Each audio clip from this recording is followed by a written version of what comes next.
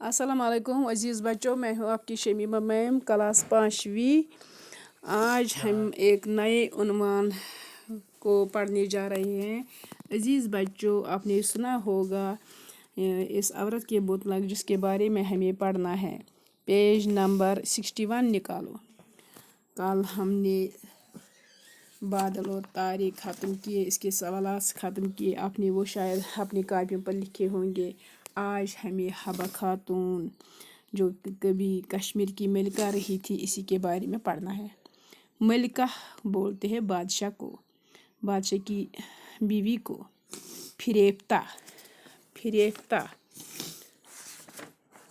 فریفتہ بولتے عاشق، دلدار، دیوانہ۔ اوپر جو لفظ ہے یہی ہم پڑھتے ہیں۔ حکمران، حاکم، بادشاہ۔ ان پڑھ، وہ جس نے پڑھا نہ ہو۔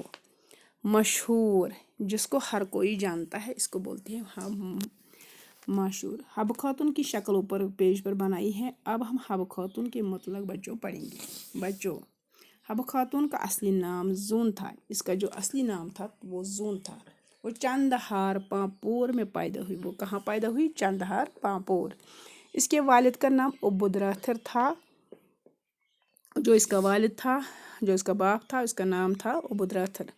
زون کو 5 سال کی عمر میں مقامی مسجد کے امام صاحب کے پاس قرآن مجید پڑھنے کے لیے بھیجا گیا۔ اور زون کو 5 سال کی عمر میں جب وہ تھی، اس کو وہاں کے امام کے پاس قرآن پڑھنے کے لیے بھیجا گیا۔ 2 سال بعد زون نے کچھ فارسی کتابوں کی تعلیم بھی حاصل کی۔ 2 سال ہوئے اور اس نے فارسی کی کچھ کتابیں بھی پڑھی۔ زون کی شادی ایک ان پڑھ لڑکے سے ہوئی۔ اب زون جب بڑی ہو گئی تو اس کی شادی ایک ان پڑھ لڑکے سے ہوئی۔ ویسے تو پرانے زمانے میں چھوٹی لڑکیوں کی شادی کی جاتی ہے۔ سسر، ساس اور اپنے شوہر کی جی جان خدمت کرنے کے باوجود بھی سسرال والے زون کو پریشان کرتی تھی۔ وہ دن رات اپنے شوہر کی، اپنے سسر کی ساس کی خدمت کرتی تھی، مگر اس کے باوجود بھی اس کو وہ سسرال والے تنگ کرتے تھے، پریشان کرتے تھے، ستاتے تھے۔ دکھ کی ان حالات میں زون درد بھرے شعر کہنے لگی، اور جب زون دکھی ہوئی تو اس نے دکھ کی حالت میں شعر کہنے شروع کی۔ چلو بچوں، میں دوسری بار دہراتی ہوں، اسے آپ کو اچھی طرح سبق یہ آئے گا۔ ملکہ، فریفتہ، حکمران، ان پڑھ، مشہور۔ حبہ خاتون کا اصلی نام زون تھا۔ وہ چندہار پامپور میں پیدا ہوئی۔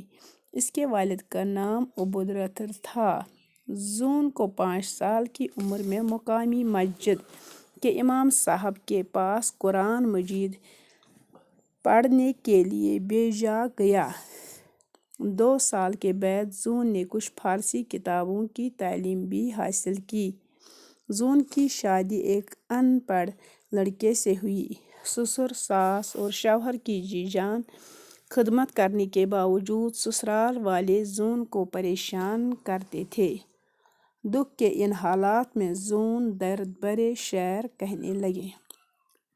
بچوں، یہ سبق جو میں نے پڑھا ہے اس کو کاپیوں پر نوٹ کرنا، صاف صاف لکھنا، بہت 1-2 بار ریوائز کرنا، اور اس طرح آپ کا یہ سبق یاد ہو جائے گا۔ چلو بچوں، آج ہم رکھتے، کل تک کے لیے اجازت۔ خدا حافظ۔